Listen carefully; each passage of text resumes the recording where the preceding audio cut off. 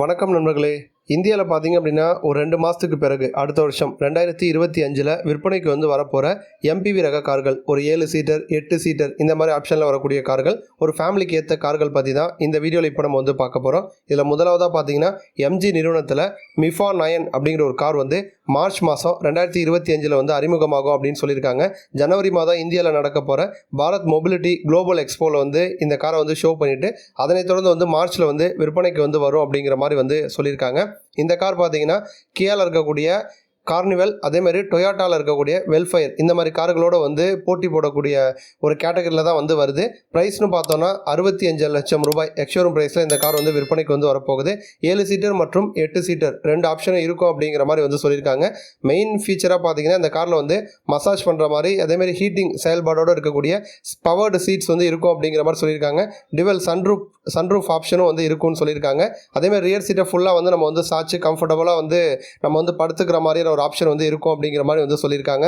இந்த காரில் engine option அப்படின்னு பார்த்தோன்னா ஹெக்டர் மற்றும் க்ளோஸ்டரில் இருக்கக்கூடிய சேம் இன்ஜின் தான். 2.0 லிட்டர் டீசல் இன்ஜின் தான் இந்த கார்லையும் கொடுத்துருக்காங்க.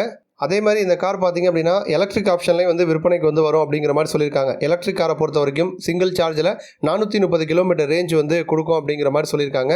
அடுத்து பார்த்திங்க அப்படின்னா கியா கேரன்ஸ் காரை கொஞ்சம் அப்டேட் பண்ணுறாங்க. 2025 பார்த்தீங்கன்னா நமக்கு ஃபேஸ் லிஃப்ட் மாடல் விற்பனைக்கு வரப்போகுது. இன்ஜினில் கை வைக்கல, இன்ஜின் பழைய இன்ஜின் தான். பட் டிசைன் வைஸ் மட்டும் பார்த்தீங்கன்னா நமக்கு சேஞ்சஸ் இருக்குன்னு சொல்லியிருக்காங்க. அதே மாதிரி டெக்னிக்கல் ஃபீச்சர்ஸும் நமக்கு கொஞ்சம் அடிஷ்னலாக ஆட் பண்ணியிருக்காங்க. அதாவது இந்த வரப்போகிற நியூ மாடலில் பார்த்தீங்கன்னா கேபின் தீம் சேஞ்ச் ஆகுது. அடாஸ் டெக்னாலஜி இருக்குன்னு சொல்லியிருக்காங்க. 360 டிகிரி கேமரா இருக்குன்னு சொல்லியிருக்காங்க. இன்ஜின் ஆப்ஷன் பொறுத்த வரைக்கும் naturally aspirated 1.5 litre petrol engine, 1.5 litre diesel engine, 1.5 litre turbo charger petrol engine இந்த ஆப்ஷன்ஸில் கிடைக்கும் அப்படிங்கிற மாதிரி சொல்லியிருக்காங்க.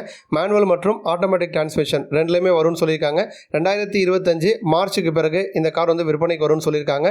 ஆல்ரெடியே இந்தியாவில் விற்பனையில் இருக்கக்கூடிய டொயோட்டா இன்னோவா மற்றும் மாருதி சுசுகி எர்டிகா போன்ற காருக்கு போட்டியாக இந்த updated model facelift Carens car விற்பனைக்கு வரப்போகுது. இந்த கேரன்ஸ் கார்லையுமே பார்த்தீங்கன்னா கியா எலக்ட்ரிக் வேரியண்ட் காரும் விற்பனைக்கு வரும் அப்படிங்கிற மாதிரி சொல்லியிருக்காங்க. குளோபலாக பார்த்தீங்க அப்படின்னா கியா, ஹுண்டாய் ரெண்டுமே டைப்பில் இருக்கக்கூடிய கம்பெனிஸ் தான். அப்போ கிரெட்டா காரில் இருக்கக்கூடிய same battery package 45 kilowatt battery package இந்த கேரன்ஸ் கார்லையும் இருக்கும் அப்படின்னு சொல்லியிருக்காங்க. குறைஞ்சது நமக்கு 450 கிலோமீட்டர் ரேஞ்ச் கொடுக்கும்னு சொல்லியிருக்காங்க. எலக்ட்ரிக்கில் விற்பனைக்கு வருது அப்படின்னா அது டேரெக்டாக BYD பிராண்டில் இருக்கக்கூடிய E-Max 7 இந்த காருக்கு போட்டியாக இந்தியாவில் விற்பனைக்கு வரும். அடுத்து பார்த்தீங்க அப்படின்னா ரெனால்ட் நிறுவனமும் ட்ரைபர் காரை புதுசாக அப்டேட் பண்ணி ஃபேஸ் லிஃப்ட் மாடலை விற்பனைக்கு கொண்டு வர போகிறாங்களா.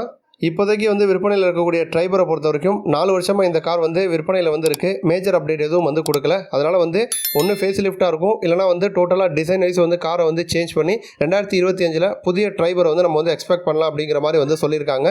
நன்றி.